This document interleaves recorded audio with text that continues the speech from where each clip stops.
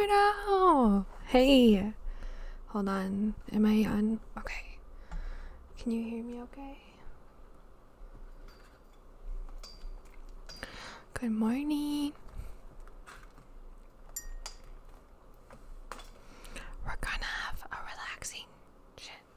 That wasn't the right one. Relaxation reading starting now. Ooh, that coffee's strong. Okay.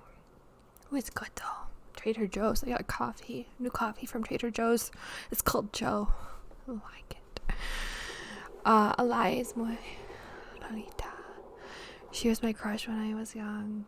Ooh. I want to know what that is. Alright, I'll have to look back to it. We're going to start reading now. Alright. Does this sound like an okay placement for the microphone? Shit.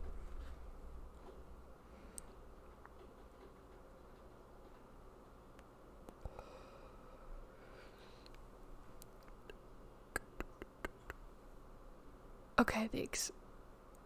Alright. How's your day going so far, Kudo?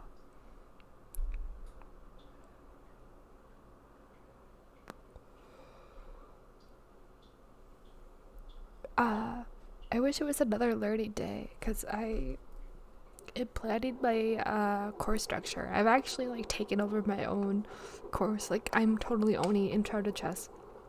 And so I kind of want to keep working on that. The syllabus for that, but I've picked the 6. So I'm going to do 6 biographies, 10-minute biographies. And I'm going to have to research each person and summarize them in the funnest way possible for kids. We're going to start with Bobby Fischer because we're in America. He's an important American chess player. But we have Magnus on there. We have Capablanca. We have... What else did we decide? Got good ones that I don't know anything about, so I'm excited to research. Anyways, let's get to reading. We're reading part 2 of Lolita. Part 1, I don't know if it's still available. Let me check real quick. I'm not sure if I imported that to my YouTube or not.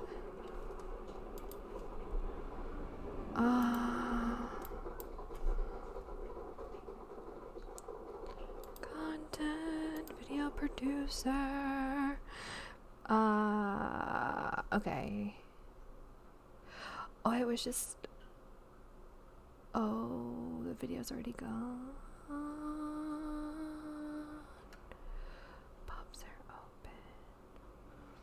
open. I guess it's already gone. Oh wait, no it's not. Okay. Oh, it's just... Okay. We're gonna export that to...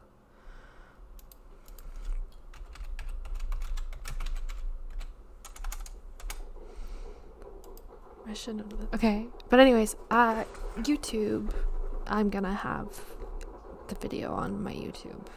I think I'm gonna start exporting them again. Some of them. Not all of them. Fisher and America didn't go well together. Fisher didn't go well with some things. Massive headache. Want to break everything. Ooh, okay. Try and find a dark room. I hope the head goes away. Okay, we're on page 38, guys. Lolita. I was led upstairs and to the left into my room. I inspected it through the mist of my utter rejection of it. But I did discern above my bed René Brunet's Kreutzer Sonata. And she called that servant maid's room a semi-studio. Let's get out of here at once, I firmly said to myself as I pretended to deliberate over the absurdly and ominously low price that my wistful hostess was asking for board and bed. Can you hear the coffee pot? It's really loud. Old world politeness, however, obliged me to go on with the ordeal. We crossed the landing to the right side of the house where I and Lo have our rooms.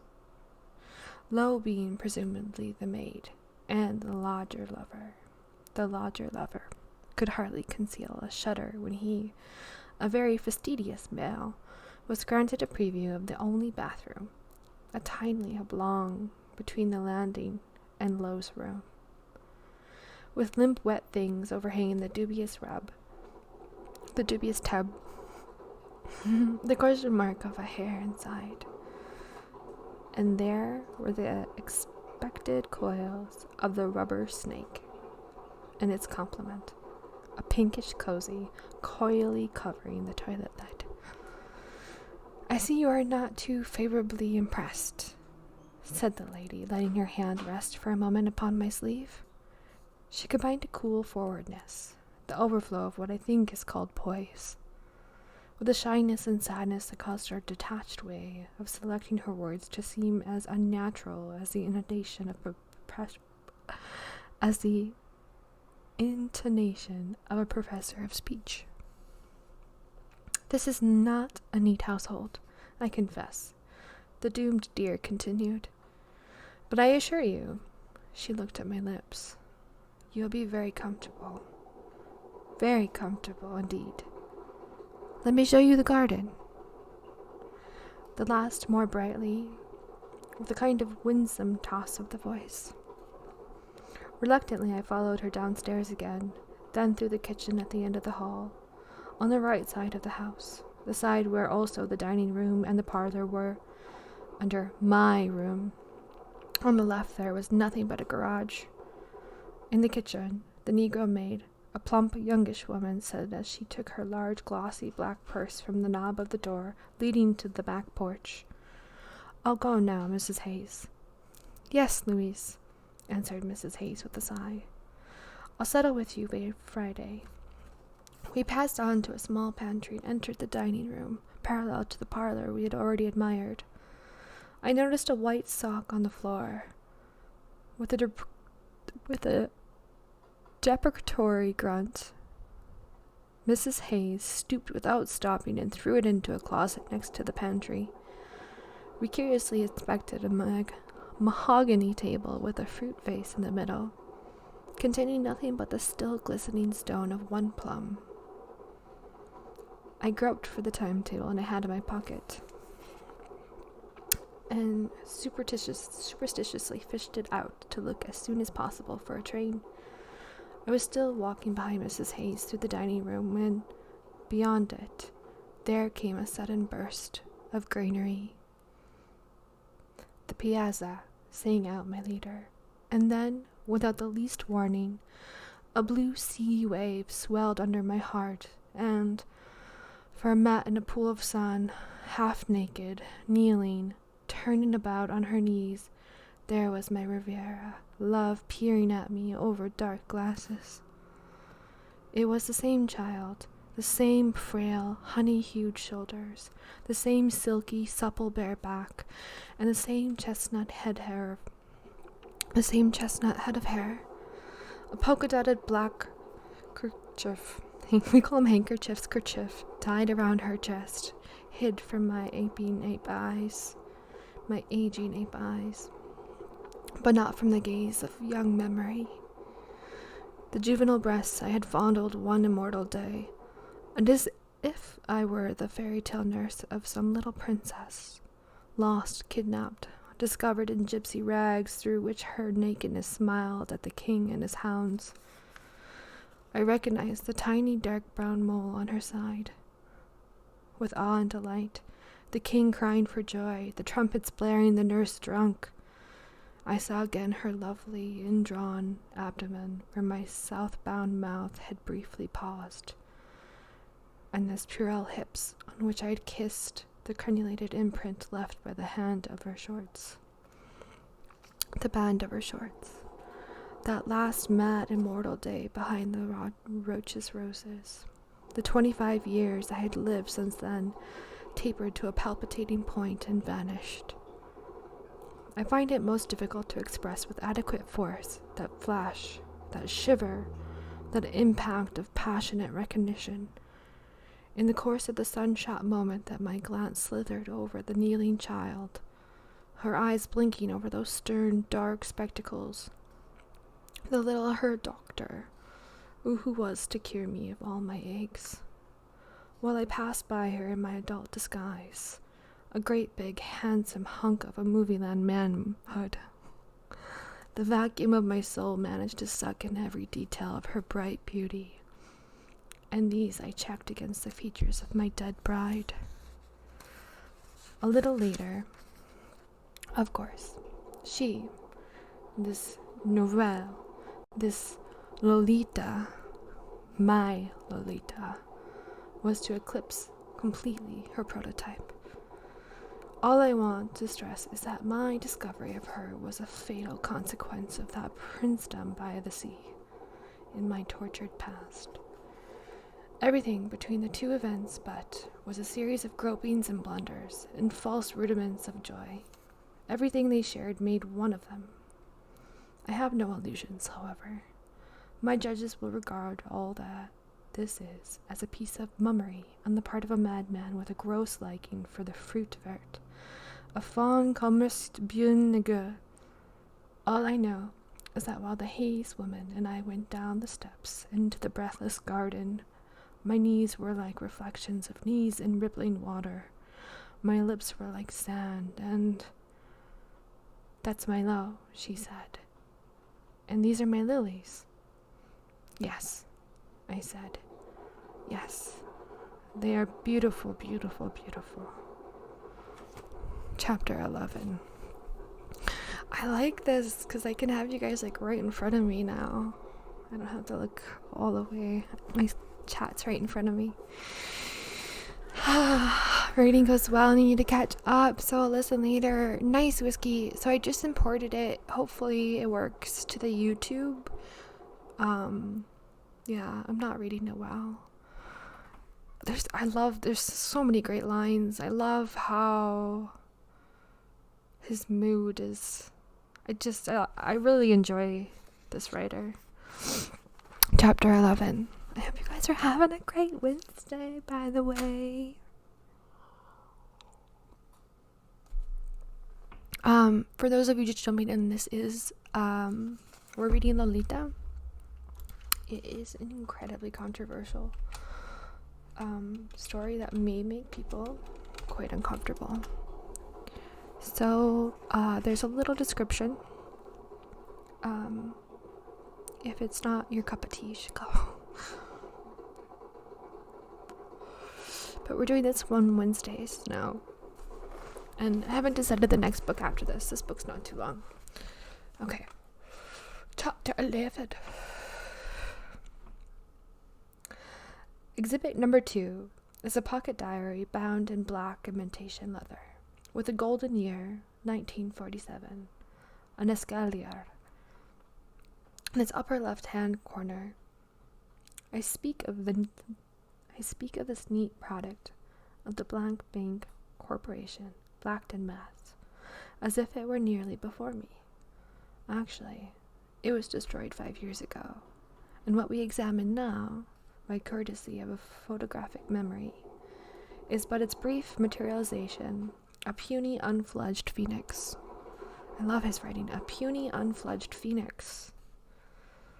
I remember the thing so exactly because I wrote it really twice. First, I jotted down each entry in pencil, with many erasers and corrections, on the leaves of what is commercially known as a typewriter tablet. Then I copied it, with obvious abbreviations, in my smallest, most satanic hand in the little black book just mentioned. May 30th is a fast day by proclamation in New Hampshire, but not in the Carolinas. That day, an epidemic of abdominal flu, whatever that is, forced Ramsdale to close its school for the summer. The reader may check with the weather data in the Ramsdale Journal for 1947. A few days before that, I moved into the Hayes house. Days house he hated a moment ago. And the little diary, which I now propose to reel off, much as a spy delivers by heart the contents of the note he swallowed, covers most of June. Thursday, very warm day. From a vantage point, bathroom window, saw Dolores taking things off a clothesline in the apple green light behind the house. Strolled out. She wore a plaid shirt, blue jeans, and sneakers. Every movement she made as the dappled sun plucked at the most secret and sensitive chord of my abject body. Wait, what? I think I skipped a line. Every moment she made in the dappled sun plucked at the most secret and sensitive chord of my abject body. After a while, she sat down next to me on the lower step of the back porch and began to pick up the pebbles between her feet. Pebbles, my God. Then a curled bit of milk bottle glass resembling a snarling lip, and chucked them as a curled bit of milk bottle glass resembling a snarling lip, and chucked them at a can. Ping. You can't a second time. You can't hit it. This is agony. A second time. Ping. Marvelous. Skin, oh marvelous, tender and tanned, not the least blemish. Sundays cause acne. The excess of all the oily substances called sebum, which nourishes the hair follicles of the skin, creates, when too profuse, an irritation that opens the way to infection. But nymphs do not have acne, although they gorge themselves on rich food. God, what agony! The silky shimmer above her temple grading into the bright brown hair, and the little bone twitching at the side of her dust-powdered ankle. The McCoo girl, Ginny. McCoo? Oh, she's a fright, and mean, and lame. Nearly died of polio. Ping. The glistening tracery of down her forearm. The glistening tracery of down on her forearm. When she got up to take in the wash, I had a chance of adoring from afar the faded seat of her rolled-up jeans. Out of the lawn, bland Mrs. Hayes, complete with camera, grew up like a fakir's fake tree, and after some heliotropic fussing, sad eyes up, glad eyes down, had the cheek of taking my picture as I sat blinking on the steps, Humpert the bell. Friday. Saw her going somewhere with a dark girl called Rose. White as the way she walks. A child, mind you. A mere child. Excite me so abominably. Analyze it. A faint suggestion of turned-in toes. A kind of wiggly looseness below the knee prolonged to the end of each footfall. The ghost of a drag. Very infantile. Infinitely meretricious. Humpert is also infinitely moved by the little one's slangy speech, by her harsh high voice. Later, heard her volley crude nonsense that rose across the fence, twanging through me as a rising rhythm. Pause. I must go now, kiddo. Saturday. Beginning perhaps amended. I know it is a madness to keep this journal, but it gives me a strange thrill to do so, and only a loving wife could decipher my microscopic script. Let me state with a sob that today my Elle was sunbathing on the so-called piazza, but her mother and some other woman were around all the time, of course, and might have sat there in the rocker and pretended to read. Plain safe, I kept away, for I was afraid that the horrible, insane, ridiculous, and pitiful tremor that palsied me might prevent me from making my entry with any semblance of casualness. I've never heard an erection called that. Ridiculous. Plain safe, I kept away, for I was afraid that the horrible, insane, ridiculous, and pitiful tremor that palsied me might prevent me. It was just a tremor. prevent me from making my entree with any semblance of casualness. Sunday. Heat ripples still with us. Almost Fabian week. This time I took up a strategic position with a obese newspaper and new pipe in the Piazza Rocker before Elle arrived.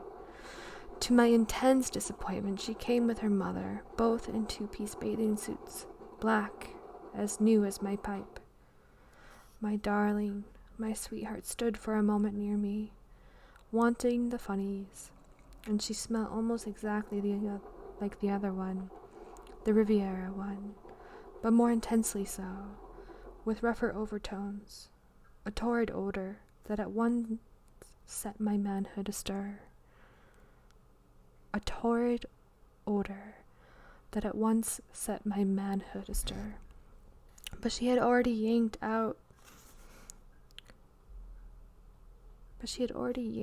of me the coveted section and retreated to her mat near her frozen mama. There my beauty lay down on her stomach, showing the thousand eyes wide open in my eyed blood, her slightly raised shoulder blades, and the bloom along the incurvation of her spine, and the swellings of her tense, narrow nates, clothed in black, the seaside of her schoolgirl thighs. Silently, the 7th grader enjoyed her green, red, blue comics. She was the loveliest nymphet, green, red, blue, Priap himself could think of. As I looked on, through prismatic layers of light, dry-lipped, focusing on my lust and rocking slightly under my newspaper, I felt that my perception of her, if properly concentrated upon, might be sufficient to have me attain a beggar's bliss immediately. But, like some predator that prefers moving prey to motionless one, I planned to have this pitiful attainment coincide with one of the various girlish movements she made now. And then as she read, just as trying to scratch the middle of her back and revealing the stippled armpit. But fat Hayes suddenly spoiled everything by turning on me and asking me for a light and starting a make-believe conversation about a fake book by some popular fraud. Monday. Delectatio morosa. I spend my doleful days in dumbs and dolors. We, Mother Hayes, Dolores, and I, were to go to our glass lake this afternoon and bathe and bask, but an accursed morn degenerated at noon into rain, and lo made a scene. The median age of pubescence for girls has been found to be 13 years and 9 months in New York and Chicago. The age varies for individuals from 10 or earlier to 17. Virginia was not quite 14 when Harry Edgar possessed her. He gave her lessons in algebra. Je m'amuse le ciel. They spent their honeymoon at Petersburg, Florida. Monsieur Papa, as that boy in one of the Monsieur Humbert's class in Paris called the poet. I have all the characteristics which, according to writers on the sex interests of children, start the responses stirring in a little girl. Clean-cut jaw, muscular hand, deep, sonorous voice, broad shoulder. Moreover, I am said to resemble some crooner or actor chap of whom Lou has a crush. Tuesday. Rain. Lake of the Rains. Mama out shopping, Elle and I knew, was somewhere quiet near. Elle, I knew, was somewhere quiet near. In result of some stealthy maneuvering, I came across her in her mother's bedroom, prying her left eye open to get rid of a speck of something. Checked frock. Although I do love that intoxicating brown fragrance of hers, I really think she should wash her hair once in a while. For a moment, we were both in the same warm green bath of the mirror that reflected the top of a poplar with us in the sky. Held her roughly by the shoulders, then tenderly by the temples, and turned her about. "It's right there," she said. "I can feel it." Swiss peasant would use the tip of her tongue. "Lick it out?" "Yeah." "Shyly try?" "Sure," she said. Gently I pressed my quivering sting along her rolling, salty eyeball. "Goody, goody," she said, dictating. "It is gone? Now the other?" "You dope," she began. "There is nothing." But here she noticed the pucker of my approaching lips. "Okay," she said cooperatively, and bending toward her warm, upturned, russet face, somber Humbert pressed his mouth to her fluttering eyelid. She laughed and brushed past me out of the room. My heart seemed everywhere at once. Never in my life, not even when fondling my child love in France. Never. Night. Never have I experienced such agony. I would like to describe her face, her ways, and I cannot, because my own desire for her blinds me when she is near. I'm not used to being with nymphs, damn it. If I close my eyes, I see but an immobilized fraction of her. A cinematographic still, a sudden smooth nether loveliness, as with one knee up under her tartan skirt she sits tying her shoe. Dolores Hayes, "Ne monstrous pas vous chansomas?" This is her mother, who thinks she knows French. Aboard de mes bires, I composed a madrigal to the soot-black lashes of her pale gray vacant eyes, to the 5 asymmetrical freckles of her bobbed nose, to the blonde down of her brown limbs. But I tore it up, and I cannot recall it today. Only in the tightest of terms, diary resumed, can I describe Lou's features. I may say her hair is auburn, and her lips as red as licked red candy, and the lower one prettily plump. Oh, and then I were a lady writer, who could have her pose naked in a naked light. But instead, I am lanky, big-boned, woolly-chested, Humbert, with thick black eyebrows and a queer accent, and a cesspool of rotting monsters behind a slow, boyish smile. And neither is she the fragile child of a feminine novel. What drives me insane is the twofold nature of this nymphet, of every nymphet, perhaps this mixture in my Lolita, of tender, dreamy childness, and a kind of eerie vulgarity stemming from the snub-nosed cuteness of ads and magazine pictures, from the blurry pinkness of adolescent maidservants in the old country, smelling of crushed daisies and sweat, and from very young harlots disguised as children in provincial brothels. And then again, all this gets mixed up with the exquisite, strainless, tenderless, seeping through the musk and the mud, through the dirt and the death. Oh God, oh God. And what is most singular is that she, this Lolita, my Lolita, has individualized the writer's accent, lust, so that above and over everything, where is Lolita? Wednesday. Look, make mother take you and me to Hourglass Lake tomorrow. These were the textual words said to me by my 12-year-old flame in a voluptuous whisper as we happened to bump into one another on the front porch. I out, she in. The reflection of the afternoon sun, a dazzling white diamond with innumerable iridescent spikes, quivered on the round back of the parked car. The leafage of a voluminous It helps if I sing some words. Voluminous elm played its mellowed shadows upon the clapboard wall of the house. Two poplars shivered and shook. You could make not the formless sounds of remote traffic, a child calling, "Nancy! Nancy!" In the house, Lolita had put on her favorite Little Carmen record, which I used to call dwarf conductors, making her snort with mock derision of my mock wit. Thursday. Last night we sat on the piazza. The Hayes woman, Lolita, and I. Warm dusk had deepened into amorous darkness. The old girl had finished relating, in great detail, the plot of a movie she and Elle had seen sometime in the winter.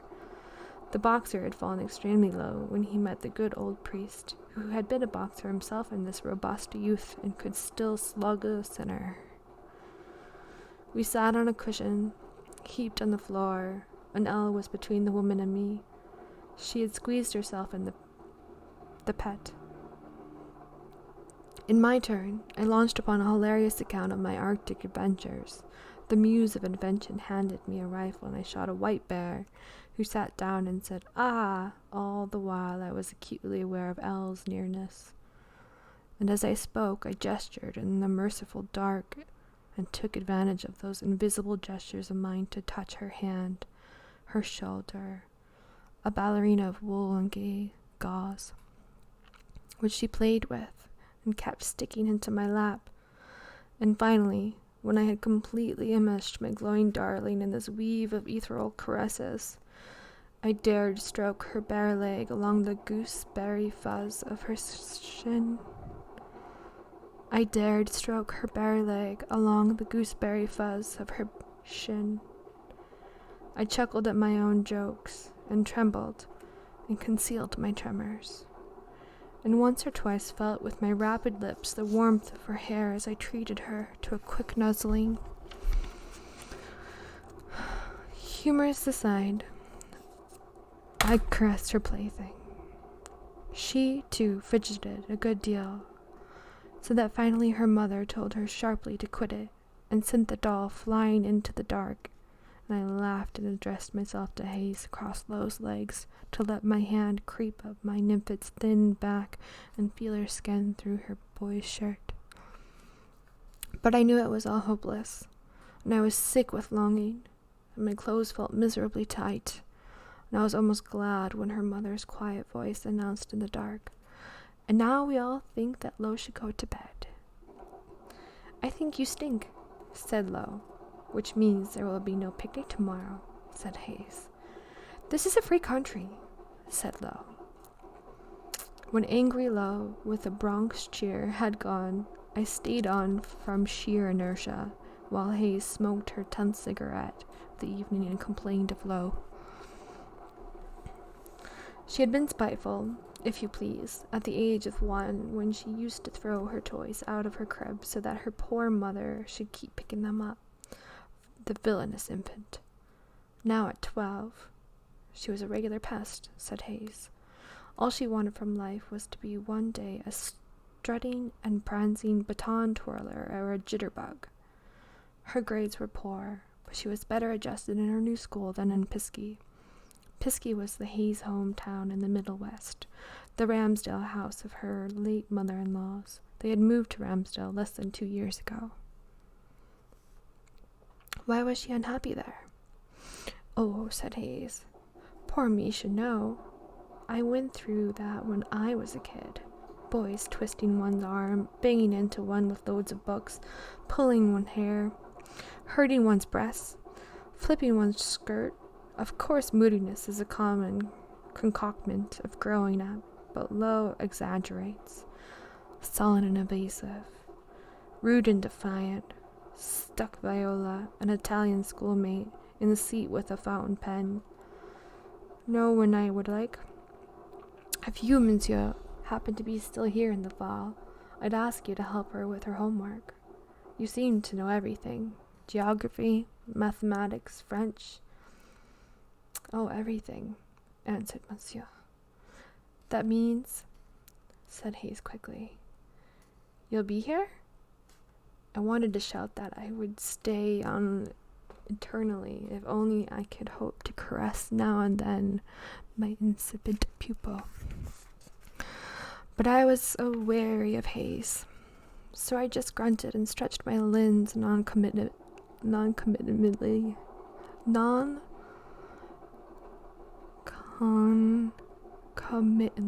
That is such a difficult word to say.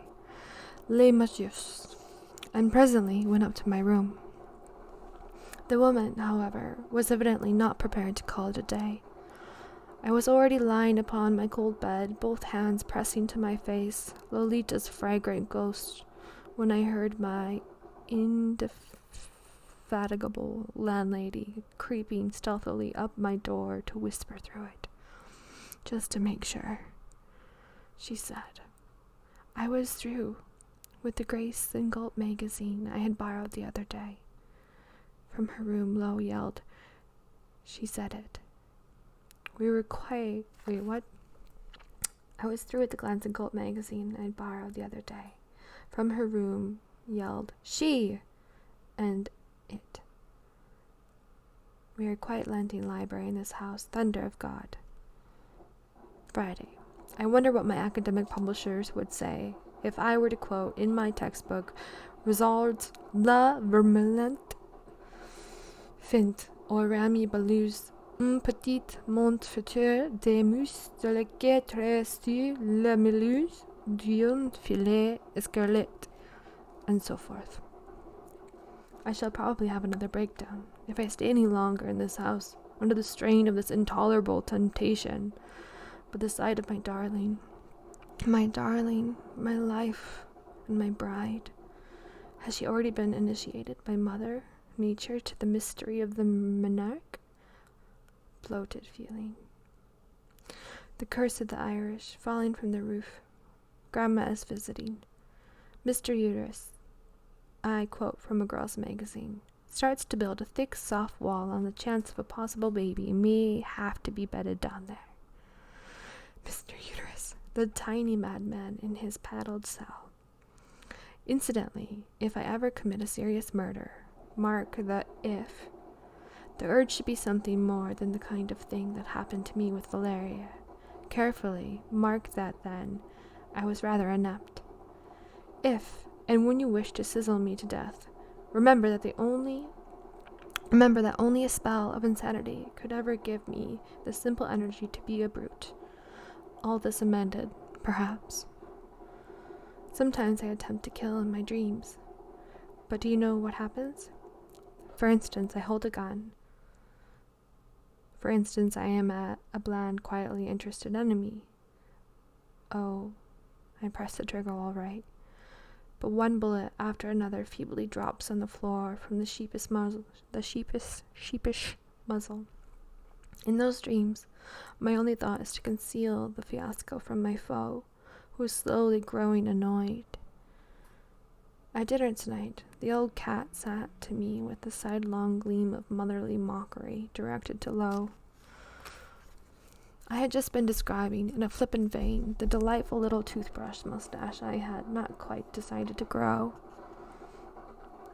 Better don't, if somebody's not going to go absolutely dotty. Instantly, Lo pushed her plate of boiled fish away, all but knocking her milk over, and bounced out of the dining room. Would it bore you very much, quoth Hayes, to come with us tomorrow for a swim in our glass lake, if Lo apologizes for her manners? Later, I heard of a great banging of doors and other sounds coming from quaking caverns where two rivals were having a ripping now. Hi, Headless Chicken. Yes, ask a question. Thank you for the follow. Welcome to the stream. I'm trying to read chat between chapters, but this is a very long chapter. Feel free. And thank you for joining. Why did you cut my head off? Wait, how long have you been following? Account created. Okay, so you just created the account a week ago. You remind me of another name. I didn't cut your head off. I'm sorry. Okay. Instantly, okay, would it bore you very much? Okay, Flo apologizes for her manners. Later, I heard a great banging of doors and other sounds coming from quaking caverns where the two rivals were having a ripping now. She has not apologized. The lake is out. It might have been fun. Saturday.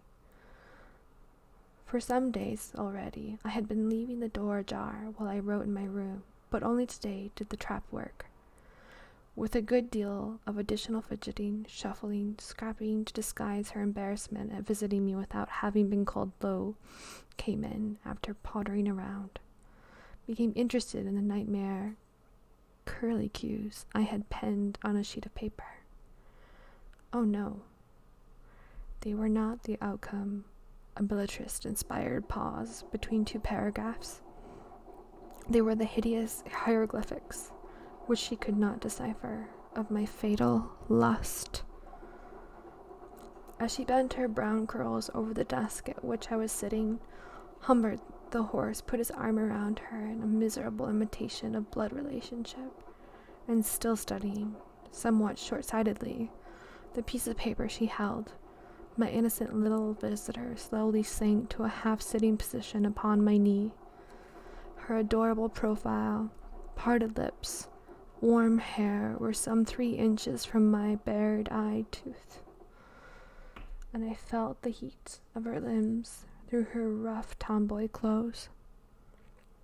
All at once I knew I could kiss her throat, or the wick of her mouth with perfect impunity.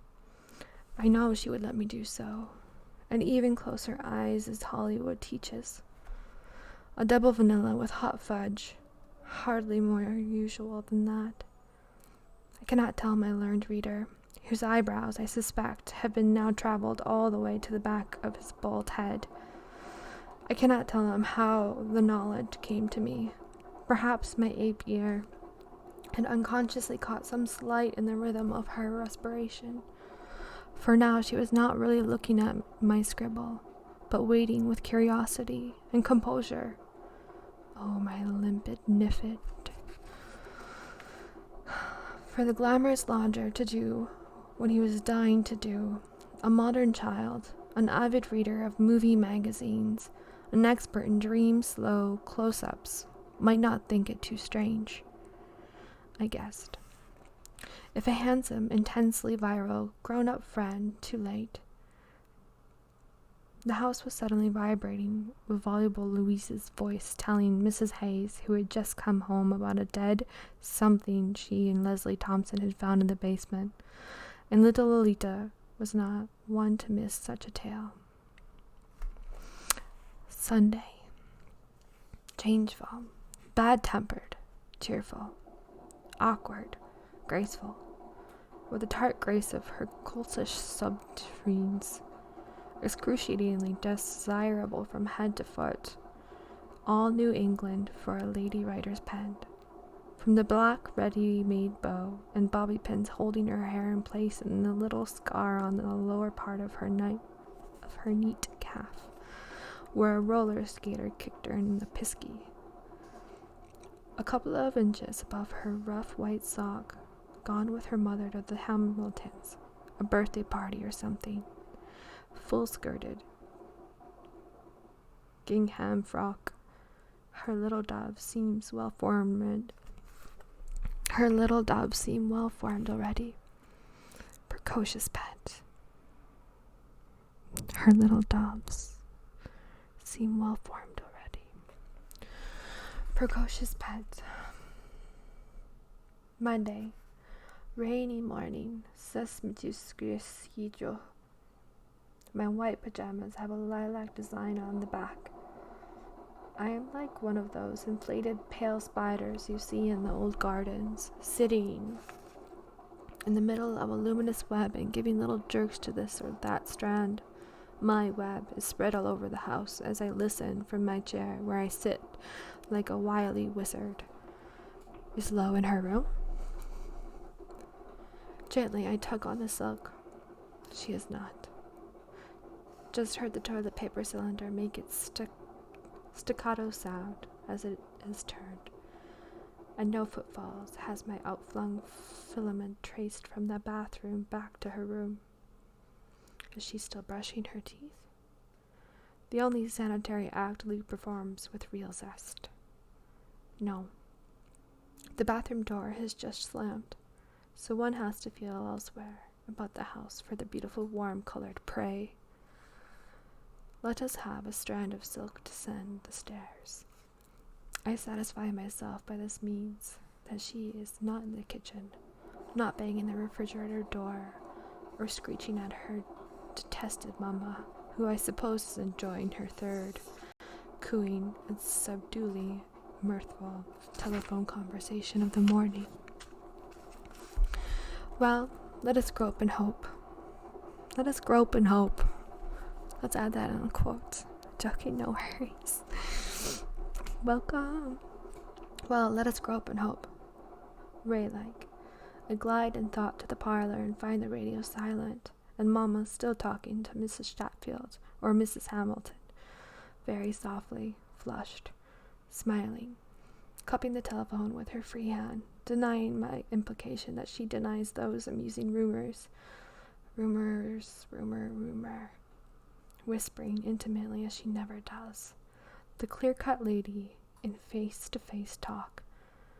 So my nymphid is not in the house at all. Gone.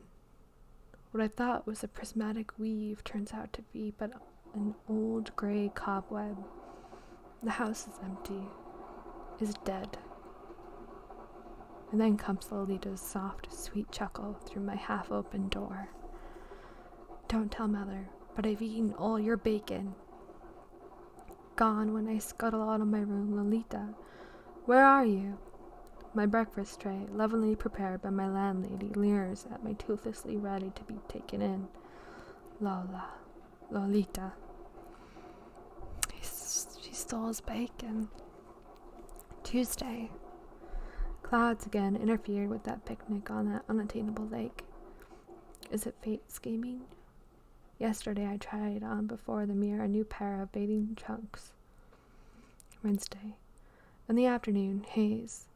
Commonsensical shoes, tailor-made dress. She said she was driving downtown to buy a present for a friend of hers, and would I please come too, because I have such a wonderful taste in textures and perfumes. Choose your favorite seduction, she purred. What could Humbert, being in the perfume business, do? She had me cornered between the front porch and her car. Hurry up, she said as I laboriously doubled up my large body in order to crawl in, still desperately devising a means of escape. She had started the engine and was genteelly swearing at a backing and turning truck in front that had just brought old invalid Mrs. Opposite a brand new wheelchair when my Lolita's sharp voice came from the parlor window. You! Where are you going? I'm coming too, wait! Ignore her, yelped Hayes, killing the motor. Also for my fare driver. Lo was already pulling at the door on my side. This is intolerable, began Hayes. But Lo had scrambled in, shivering with glee. Move her bottom, you, said Lo. Lo! Cried Hayes, side glancing at me, hoping I would throw rude Lo out. And behold, said Lo, not for the first time, as she jerked back, as I jerked back, as the car leapt forward. It is intolerable, said Hayes, violently getting into second. Thank you, Kudo. That a child should be so ill-mannered and so very reversing when she knows she is unwanted and needs a bath. My knuckles lay against the child's blue jeans. She was barefooted. Her toenails showed remnants of cherry red polish, and there was a bit of adhesive tape across her big toe. And God, what would I not have given to kiss then and there those delicate-boned, long-toed, monkeyish feet.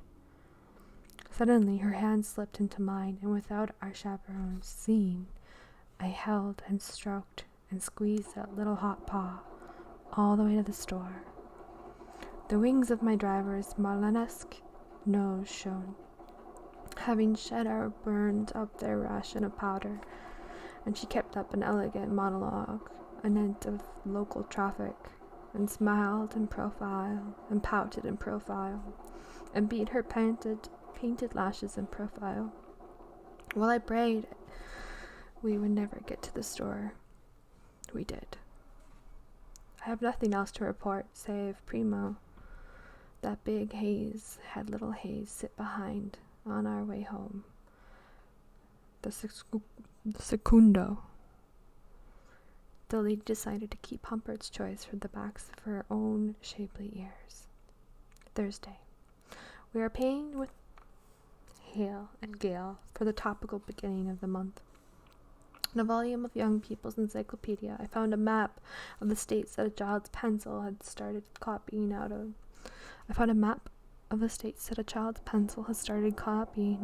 on a sheet of lightweight paper, upon the other side of which, counter to the unfinished outline of Florida and the Gulf, there was a mimeographed list of names referring, evidently, to her class at the Ramsdale School.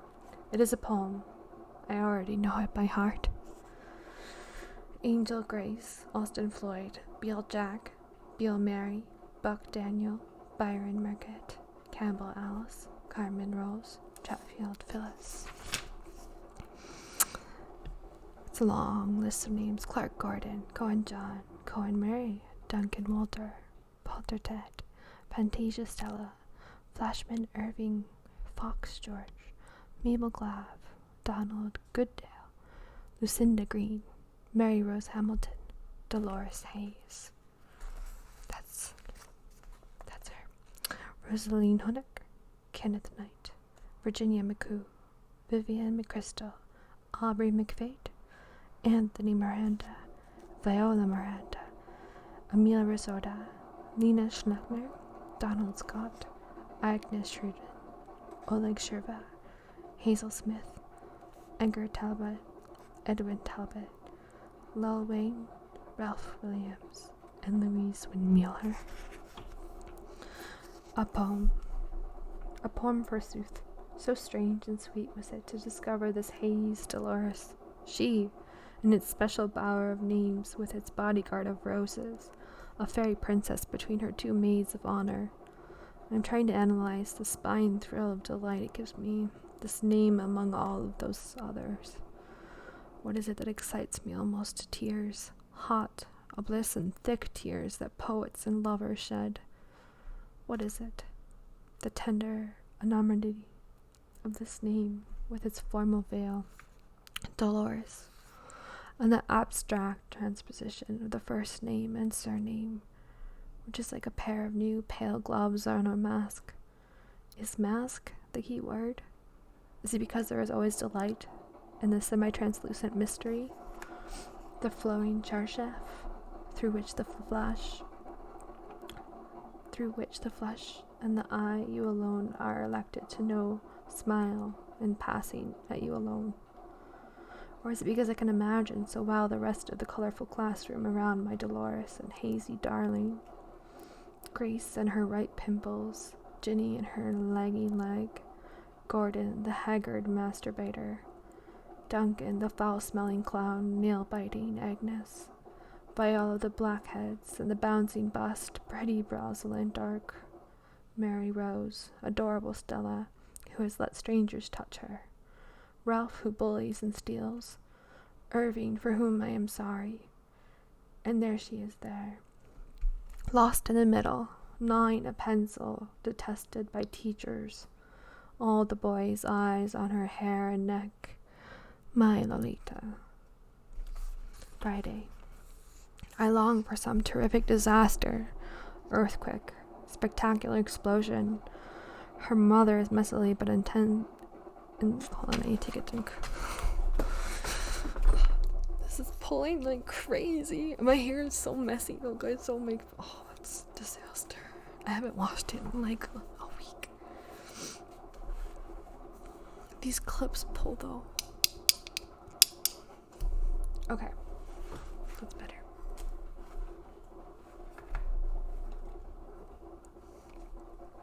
Thanks if anyone's there lurking. I appreciate you.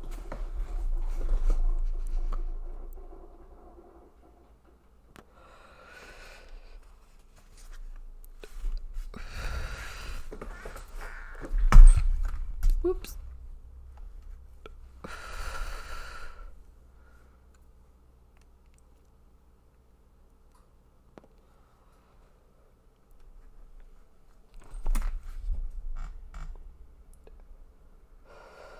Friday.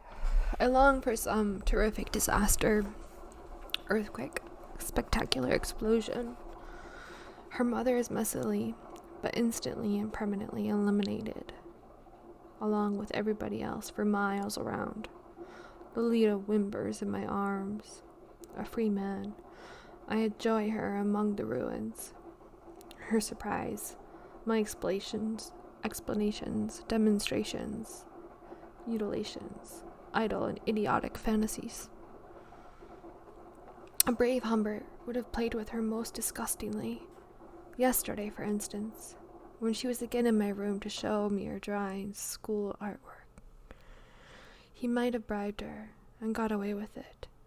A simpler, a more practical fellow would have soberly stuck to various commercial substitutes if you know where to go. I don't. Despite my manly looks, I am horribly timid. My romantic soul gets all clammy and shivery at the thought of running into some awful, indecent unpleasantness. Those ribald sea monsters, Miss Allez-y, Annabelle skipping on one foot to get into her shorts. I seasick with rage, trying to screen her. Same date, later, quite late. I have turned on the light to take down a dream. It had an evident antidote.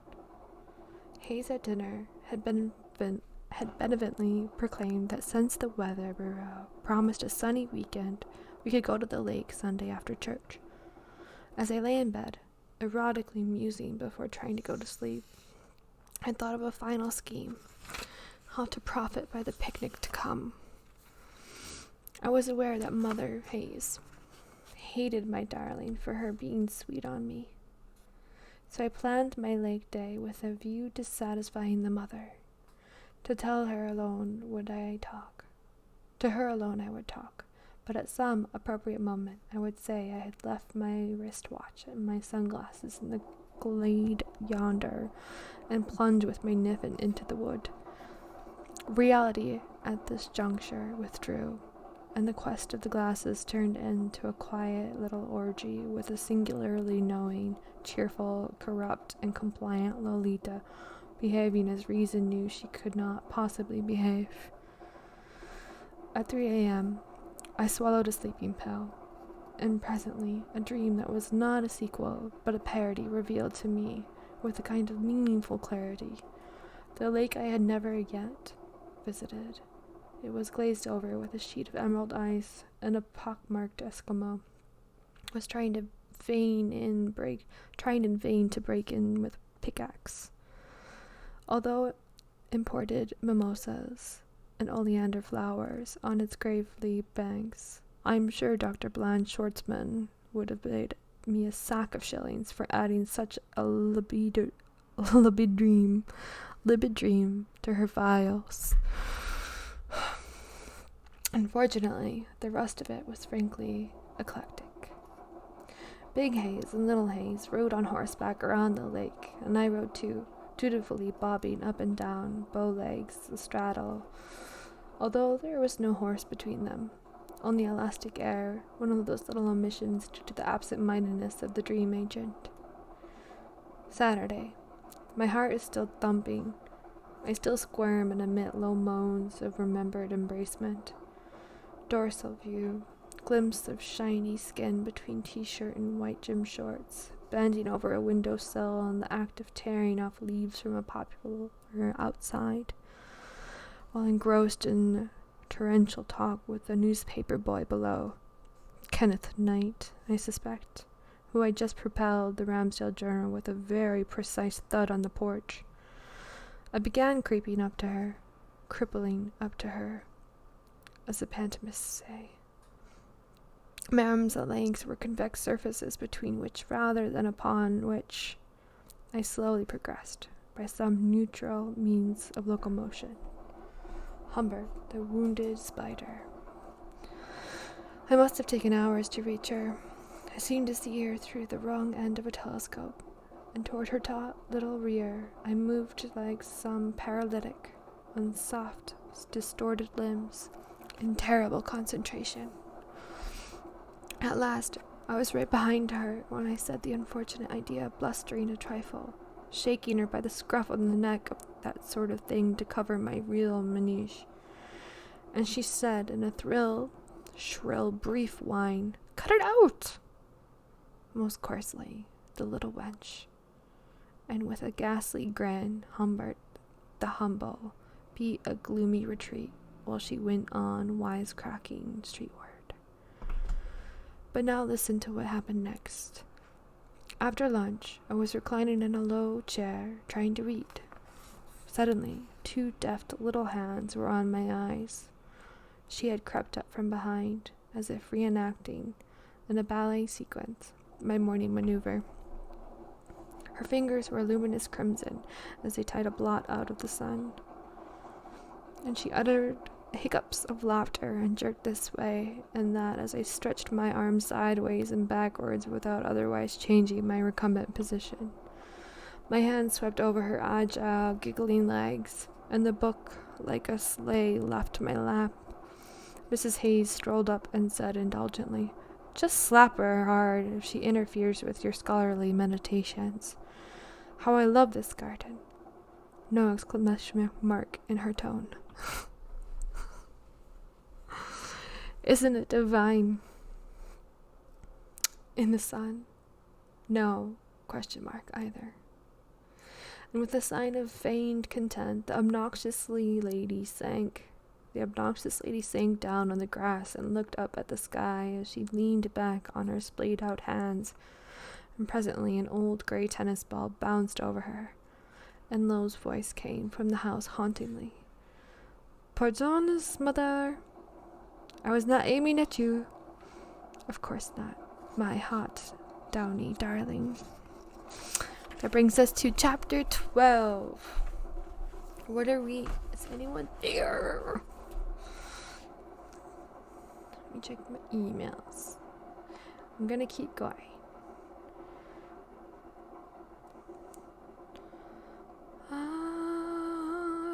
But I need to see if I have a work email. I don't yet. That's good. Just kidding, I do. It's just updated. Okay. I have a bunch of shit I have to fill out. Okay, we might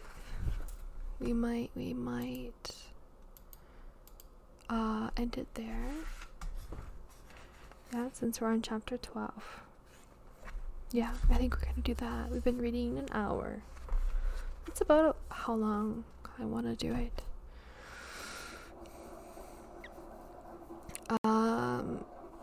Thanks if anyone's here. Appreciate you. And I hope you have a great day. And hope to catch you next time.